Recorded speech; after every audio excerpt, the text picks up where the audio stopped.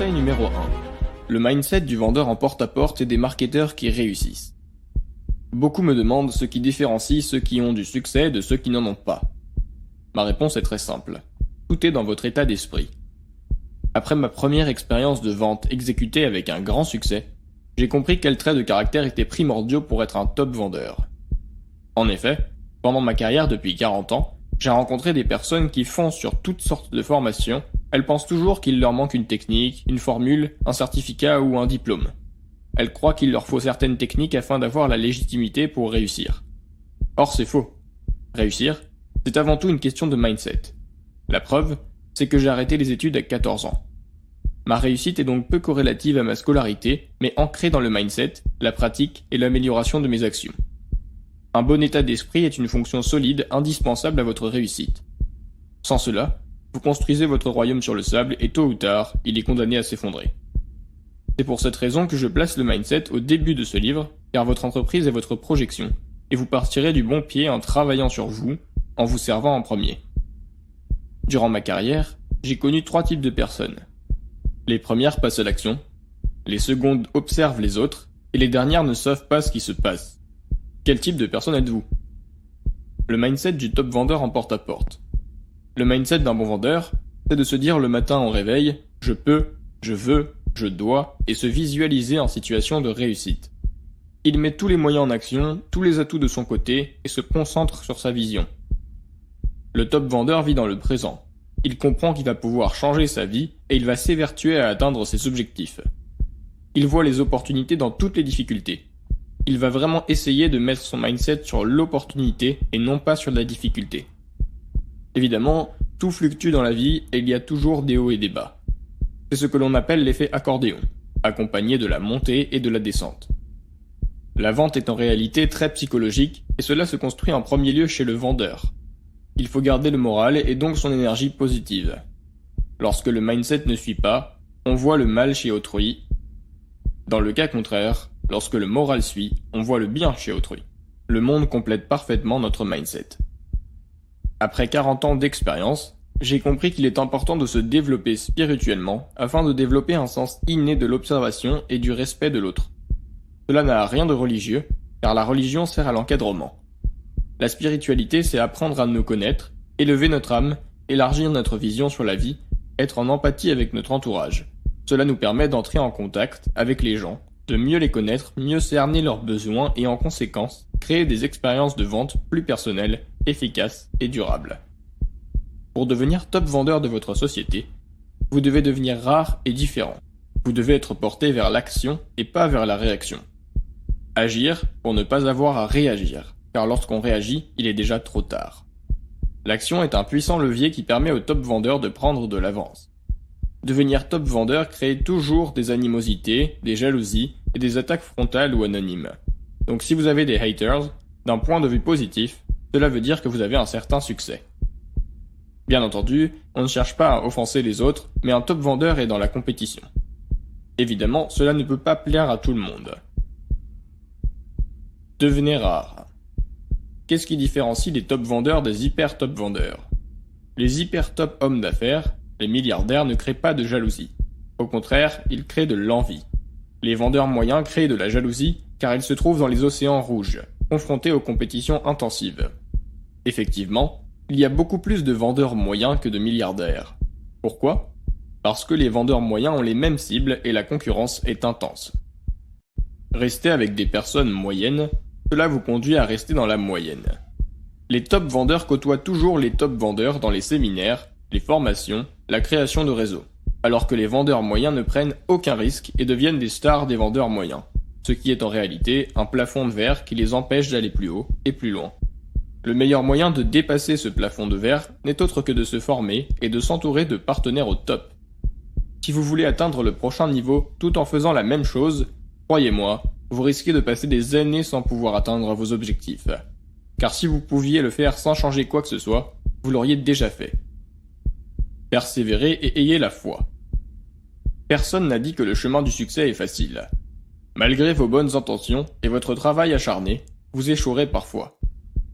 Certains entrepreneurs prospères ont subi des revers et des défaites retentissantes, voire une faillite, mais ont néanmoins réussi à se relever rapidement pour faire la différence dans leur domaine. Votre courage de persister face à l'adversité et votre capacité à rebondir après une déception temporaire assureront votre succès. Vous devez apprendre à vous relever et à tout recommencer. Votre persistance est à la mesure de la croyance en vous-même. Rappelez-vous, si vous persévérez, rien ne peut vous arrêter. Faites ce que vous aimez et ne travaillez plus un seul jour le reste de votre vie. Thomas Huxley a dit un jour: faites ce que vous devriez faire quand vous devriez le faire, que cela vous plaise ou non. L'autodiscipline et la rigueur sont des clés du succès. La force de la volonté pour vous forcer à payer le prix du succès, faire un effort supplémentaire, se battre et gagner la bataille solitaire contre vous-même. De ce point de vue, nous avons l'impression que le chemin vers le succès passe par la douleur. Mais vous pouvez choisir de ne plus travailler. Si vous faites ce qui vous plaît, vous ne travaillerez plus un seul jour de votre vie. Vous vivrez une vie passionnée et passionnante.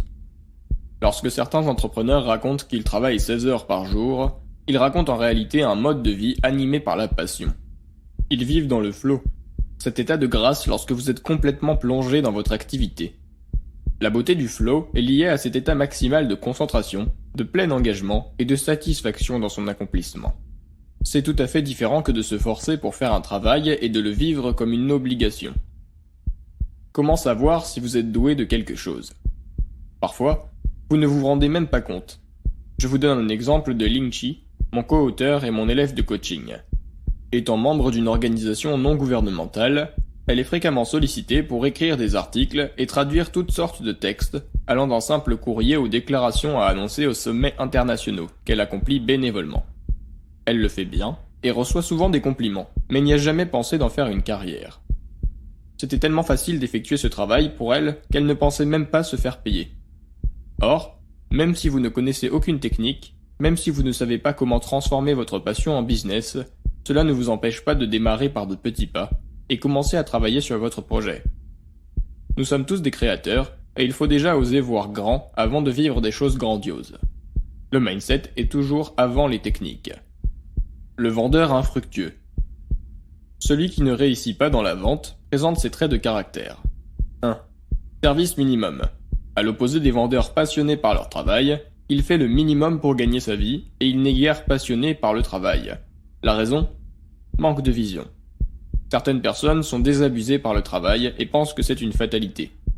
C'est comme cela dans une entreprise, mon patron n'écoute rien, n'étant qu'un employé et non décisionnaire, elle jette l'éponge, et le même schéma se répète à la maison. Mon épouse se comporte toujours de cette manière, ma mère est super chiante.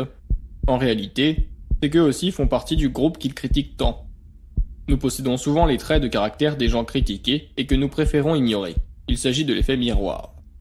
Afin d'éviter ce piège, avoir une vision claire sur ce que vous faites peut transformer cette attitude passive en attitude active. 2. Pessimiste. À l'opposé du top vendeur, il voit des difficultés dans toutes les opportunités. Il cherche automatiquement des obstacles, ce faisant, les amplifie et en profite pour procrastiner.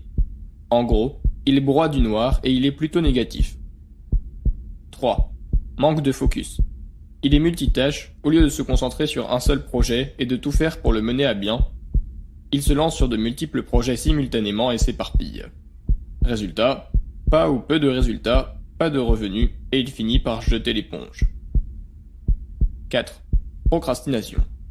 Le perfectionniste rentre souvent dans cette catégorie. Il veut tellement bien faire qu'il est découragé devant la tâche colossale, alors que si on grignote l'éléphant morceau par morceau, on finira par l'avaler un jour. Le mindset des marketeurs qui réussissent. La clé fondamentale du succès dans la vie est une attitude positive. Je dis dans la vie car la manière dont vous faites une chose est en réalité identique à celle dont vous faites tout autre. Il y a peu de différence. La réussite est un état d'esprit. Les entrepreneurs à succès, les champions des Jeux Olympiques, les grands chefs étoilés viennent des milieux aussi hétérogènes que variés, mais ils ont tous la même mentalité, celle d'un leader. Qu'est-ce qu'un leader? Un leader a une vision. C'est un meneur, une personne dont les projets et l'activité sont liés à ceux de l'équipe, dans le but de satisfaire des objectifs communs. Au moment où je rencontrais mon mentor dans la vente en porte-à-porte, j'appris comme pour étancher ma soif d'apprendre. Très vite, j'eus un très grand succès et on me considéra alors comme un leader en la matière. Au début des années 2000, je fis la connaissance du marketing relationnel. L'arrivée de l'Internet changea considérablement la façon de travailler, et d'autres nouveaux métiers ont émergé avec la fièvre du net. Quand je me suis joint à mon premier MLM, j'ai tout de suite voulu m'instruire. J'étais avide de démarrer et de me former, j'avais besoin d'attention pour réussir, je voulais être avec des gagnants, des leaders, qui remportent le succès. J'écrivais tous les jours à mon leader, je me renseignais en posant des questions et voulais tout savoir, jusqu'au jour où j'ai enfin pu me lancer seul. Kevin Trudeau, entrepreneur à succès et écrivain de best-sellers, insiste en permanence sur l'importance de la coachabilité. Tous les jours, je jauge mon niveau de coachabilité. Quel est mon niveau de volonté d'apprendre? Que suis-je prêt à abandonner pour apprendre? Est-ce que j'ai un bon mindset? Est-ce que j'ai une attitude de gagnant? Vous aussi, vous pouvez examiner votre attitude. Est-ce qu'elle vous permet d'étendre votre zone de confort? Attitude. Votre attitude peut aller dans 3 directions. Aller de l'avant, neutre ou se mettre en retrait. Aller de l'avant produit une attitude positive, alors qu'en restant neutre et ou se mettre en retrait entraîne une attitude négative. Dans son ouvrage culte Réfléchissez et devenez riche, Napoleon Hill donne une définition inspiration à la Grande Dépression. La dépression était une bénédiction déguisée. Elle a réduit le monde entier à un nouveau point de départ qui offre chacun une nouvelle opportunité. C'est juste la crise qui vous permettra de devenir un leader plus fort avec une volonté très forte de réussir. Action. Un autre élément important pour développer une attitude positive consiste à établir des actions quotidiennes. Il y a 3 éléments clés dans la construction d'une entreprise professionnelle dans le marketing de réseau ou la vie en général. Vision, enthousiasme et persévérance. Afin d'établir la clarté dans votre action, je vous invite à faire l'exercice suivant. 1. D'abord, écrire votre pourquoi sur une carte. Lire votre pourquoi au lever le matin et au coucher le soir. La force la plus importante dans votre vie est votre pourquoi. Vous devez intérioriser votre pourquoi et le développer dans votre esprit. 2. Consultez votre équipe Mastermind. Votre équipe Mastermind est constituée des 3 premières personnes que vous consultez chaque jour et qui vous aideront finalement à atteindre votre pourquoi dans la vie. 3. Parlez à 3 nouvelles personnes par jour de votre entreprise. Ces 3 nouvelles personnes sont 3 nouvelles perspectives, 3 nouvelles graines. Le temps de semis et la récolte ne cesseront pas. Ce sont 2 principes qui seront parallèles à votre succès en affaires et principalement dans la vie. Fondamentalement, quoi que vous plantiez, vous le récolterez, que ce soit positif ou négatif. C'est un exercice que je fais régulièrement avec mes collaborateurs pour que leur pourquoi soit bien ancré dans leur esprit. Il contribue à la construction d'une bonne fondation nécessaire à l'accomplissement de votre entreprise. Une attitude tournée vers l'avenir vous aidera à bâtir une énorme entreprise pour vous-même et à avoir une vie incroyablement réussie. Vous pouvez tester par vous-même le résultat en commençant par lire votre carte pourquoi, en consultant quotidiennement votre équipe Mastermind et en parlant à 3 nouvelles personnes par jour de votre entreprise. Si vous le faites tous les jours, vous verrez le résultat au bout de 30 jours et cette nouvelle habitude va changer la donne. Pour réussir, que ce soit dans la vente en porte-à-porte, dans les entreprises traditionnelles ou dans le marketing relationnel, la mentalité est toujours la même. Ce qui est spécifique dans le marketing de réseau, c'est que vous travaillez en équipe et que chacun est un entrepreneur indépendant. Votre succès dépend en grande partie de la qualité de votre recrue. Je vous parlerai ensuite comment on peut trouver les bonnes personnes dans le marketing relationnel. La particularité des bonnes personnes. Dans n'importe quel business et encore plus souvent dans le marketing relationnel, on dit que le plus difficile n'était pas de développer le réseau, mais c'était de trouver les 5 partenaires qui souhaitent évoluer avec lui, en vue de devenir des leaders confirmés et de gagner de l'argent confortablement. Le fait est que la plupart des débutants s'entourent de personnes non motivées. Donc, comme c'est écrit un peu plus haut, ce n'est pas le fait de recruter le plus difficile, c'est de recruter les bonnes personnes, qui soient focus, motivées, persévérantes. Vous pouvez faire un rapide check-up et regarder ainsi quel genre de collaborateurs avec qui vous travaillez dans l'équipe. Si vous travaillez avec des partenaires qui plombent votre énergie, vous allez perdre les bons éléments. Conseil numéro 1. Le mindset du vendeur en porte-à-porte et des marketeurs qui réussissent. Beaucoup me demandent ce qui différencie ceux qui ont du succès de ceux qui n'en ont pas. Ma réponse est très simple. Tout est dans votre état d'esprit.